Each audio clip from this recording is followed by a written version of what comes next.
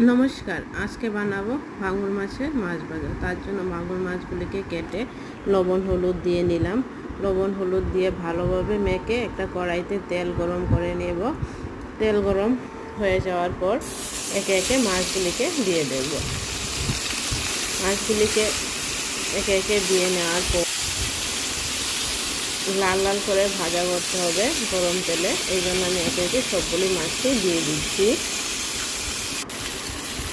এই দেখুন আমার গরম গরম লাল লাল মাছ ভাজা রেডি হয়ে গেছে। আর একটু লাল লাল করে ভেজে নেব। আমার চ্যানেলটা যদি ভালো লাগে প্লিজ সাবস্ক্রাইব করে দেবেন for the watching my video. Thank you for